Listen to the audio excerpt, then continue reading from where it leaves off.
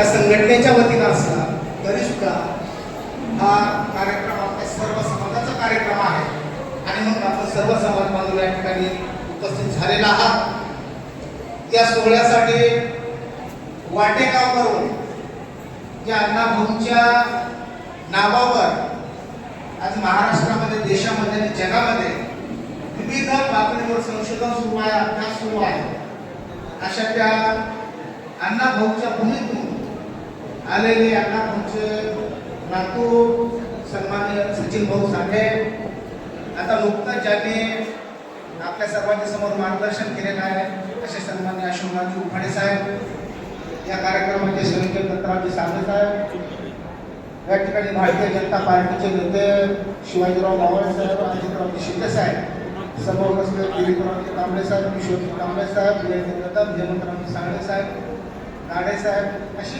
अनेक भाऊ या सभागृहामध्ये खूप महत्त्वाची मंडळी या ठिकाणी बसलेली आहे।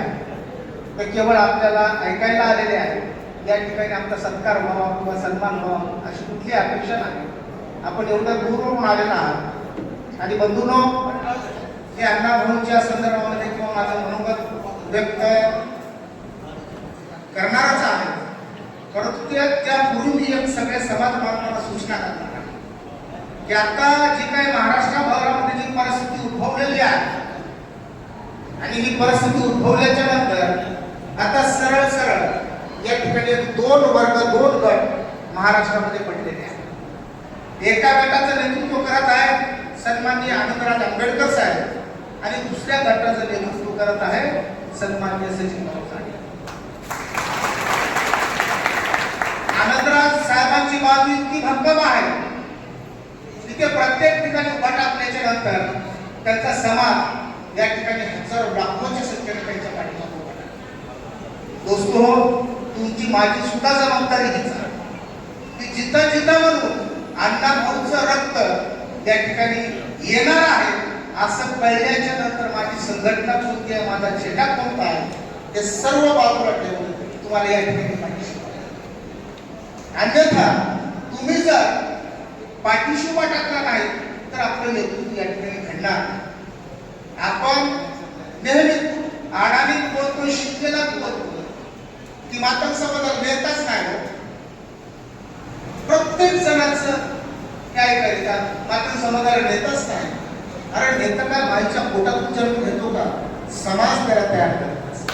आणि म्हणून ज्यावेळेस सचिन भाऊ साठे जालन्याला येणार आहे, सचिन भाऊ साठे नांदेडला येणार आहे, सचिन भाऊ साठे लातूरला येणार आहे, असं जिथं कुठं ते येणार आहे त्या आसपासच्या परिसरातील सगळ्या समाज बांधवांना त्यांच्यासाठी सर्व कामं बाजूला ठेवून या ठिकाणी भाऊच्या पाठीशी तुम्हाला या ठिकाणी उभा टाकायला आणि महाराष्ट्राचा समाज आम्ही बघतोय की आमच्या जिल्ह्यामध्ये जरी कमी प्रतिसाद मिळालेला असला तरी सुद्धा संपूर्ण महाराष्ट्रामध्ये जिथं सचिन भाऊ साठे येणार आहे ही माहिती झालेल्या हजारो युवक पोरं, तरुण पोरं या ठिकाणी भाऊसाठी या ठिकाणी छाती पोट करून त्या ठिकाणी समोर येत आहे।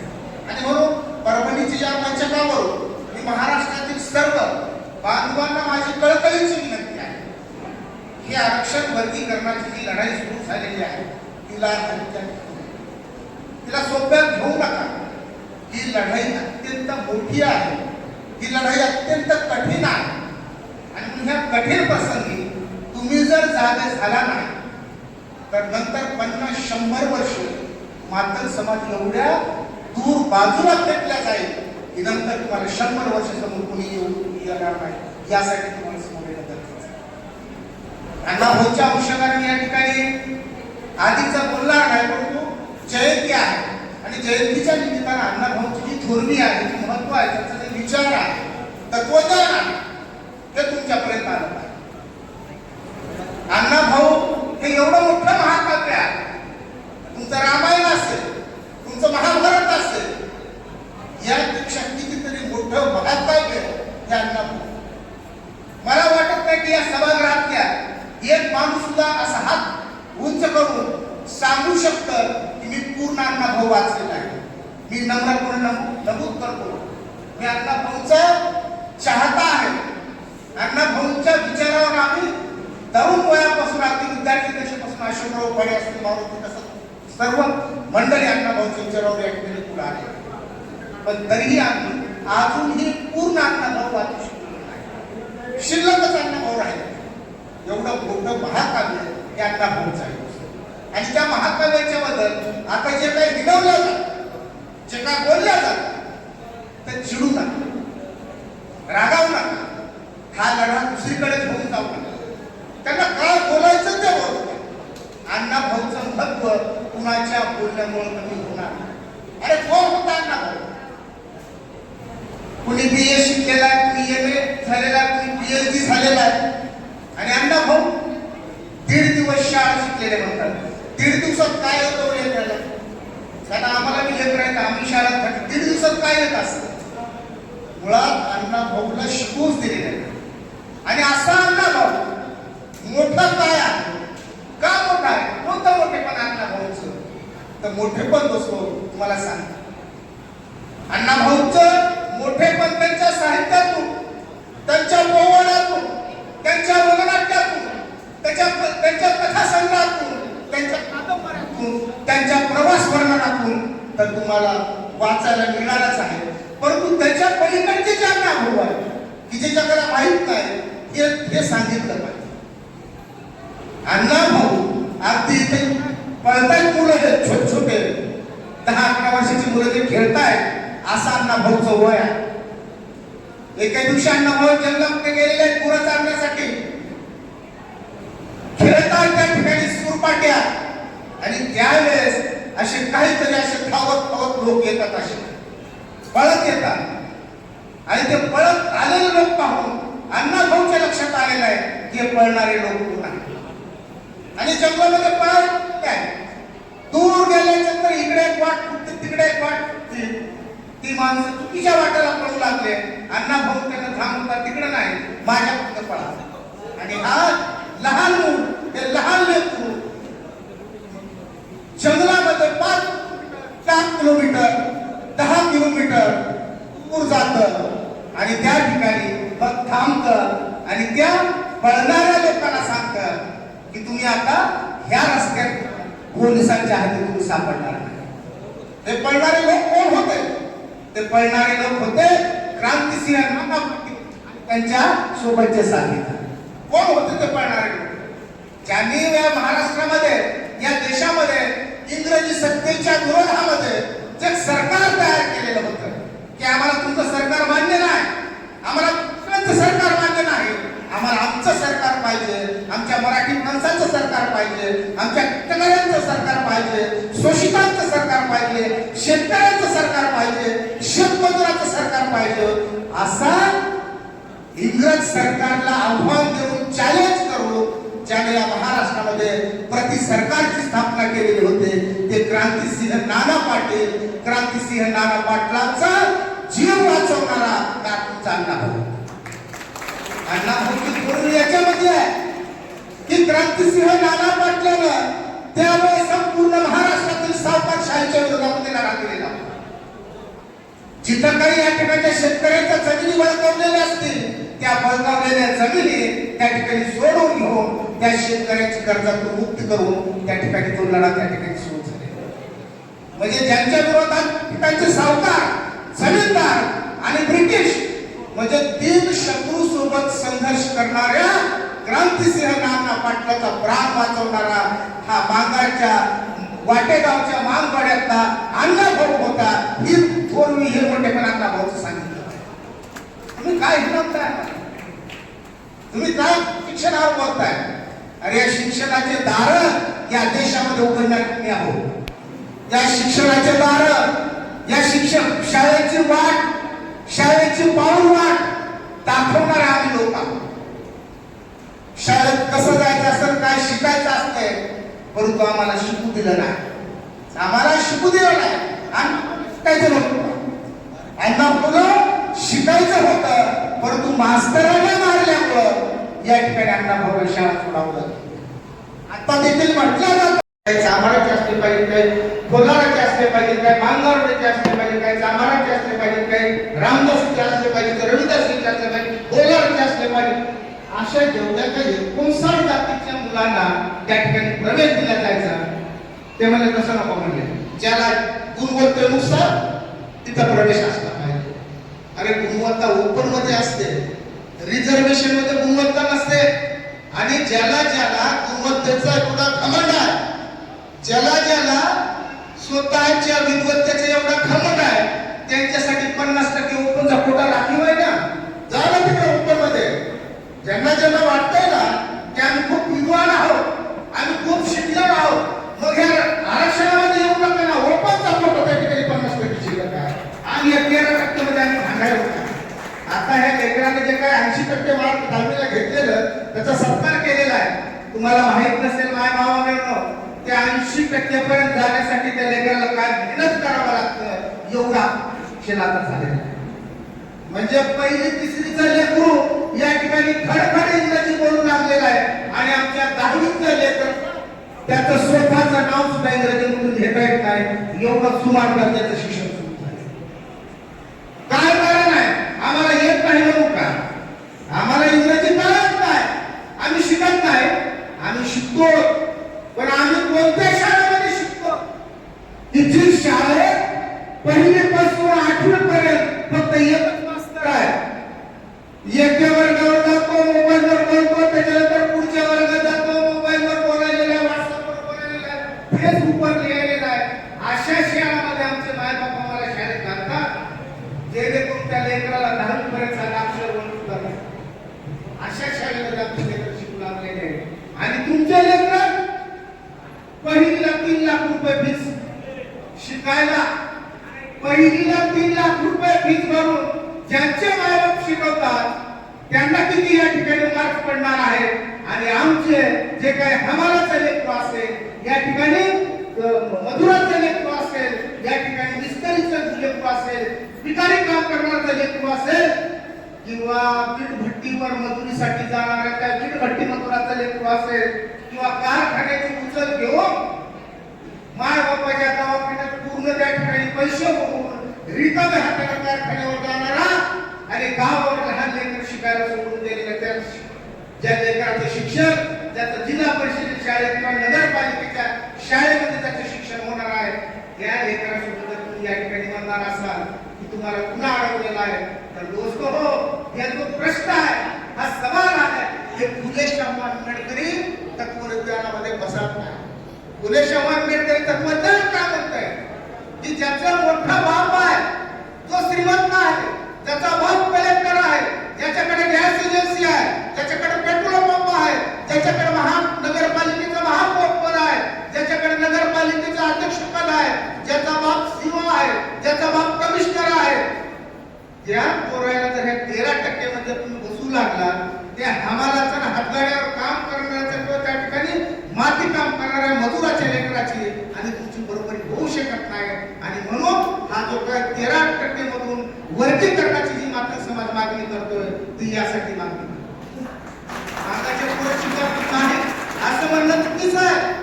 आज तुम्ही जर बघितलं तर आरटीकडे आलेले अर्ज 27,000 मागाच्या पोराने आरटीकडे अर्ज केले होते. किती? 27,000 मागाच्या पोराने आरटीकडे अण्णा भाऊ साठे संशोधन व प्रशिक्षण संस्था त्याच्याकडे अर्ज दाखल केले.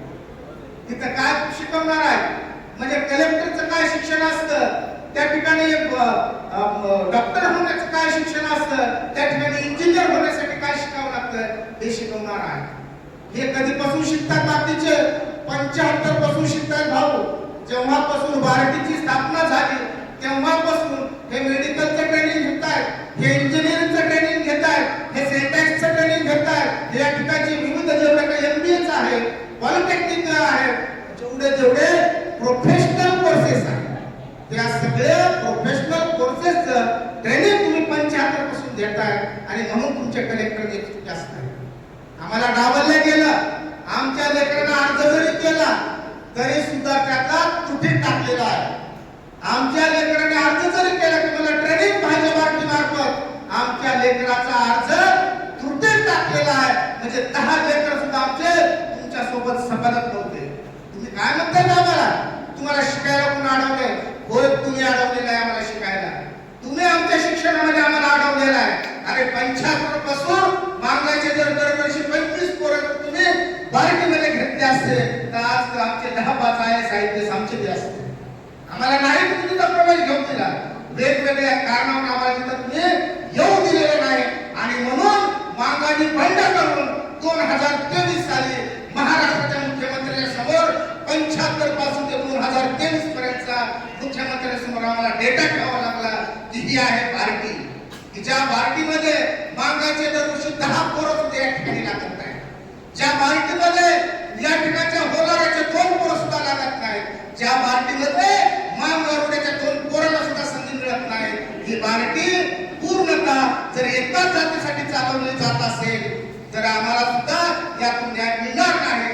म्हणून अण्णाभाऊ साठे संशोधन व प्रशिक्षण संस्था आपण या ठिकाणी निर्माण केलेली उभी केली आणि तुम्ही बघितलं असेल की 27,000 पोरांनी आता अर्ज केलेले आहेत. दर महिन्याला 300 पोरांची ऍड निघाली, दर महिन्याला 150 पोरांची ऍड निघाली, दर महिन्याला या ठिकाणी 150 पोरांची 300 पोरांची जाहिरात निघाली आणि त्या ठिकाणी प्रवेश देण्यात आला. आणि म्हणून आज जे आपण सुरू केलेलं आहे त्याचे परिणाम पुढच्या 20-25 वर्षामध्ये तुम्हाला दिसतील आणि 20-25 वर्षामध्ये तुमच्या सुद्धा झोपडीमध्ये या ठिकाणी IAS आणि IPS म्हणजे कलेक्टर आणि SP शंभरले आपल्याला या ठिकाणी दिसणार आहे. आणि म्हणून मी तुम्हाला सांगतो त्याला अत्यंत कठीण आहे. अरे याच्या अगोदर जे आम्ही लढलेलो आहोत, आम्ही खूप लढलेलो आहोत आम्ही, परंतु कुणासाठी लढलेलो आहे? पाटलासाठी लढलेलो आहे.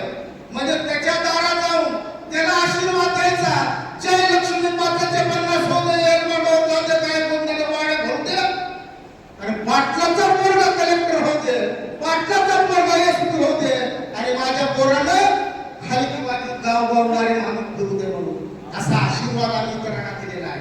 आणि म्हणून आता तो काय लढाई आहे, आताचे भांडण आहे, आता मागाचं लेकरू IAS आणि IPS करण्यासाठी ते भांडण आहे. आताचं भांडण मागाचं लेकरू जर शिकलेलं असेल आणि त्याला जर संधी मिळत नसेल तर आमच्यासाठी वेगळ्या संधीची तरतूद केली पाहिजे. त्याचं नाव आहे अपकड आरक्षण वर्गीकरण. आणि म्हणून आता शिजलेलं आहे, फक्त वाढायचं बाकी आहे.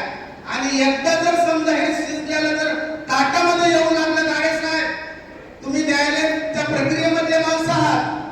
दरवर्षी 1300 MBBS पैकी जवळपास 250 मेडिकल ऑफिसर हे मागाचे ट्रेनिंग घेणार आहेत, हे तुम्ही ध्यानात ठेवा. आणि म्हणून ही वर्गीकरणाची लढाई आणि सर्वोच्च न्यायालय आमच्या बाजूला आहे. सर्वोच्च न्यायालय कोणाच्या बाजूला?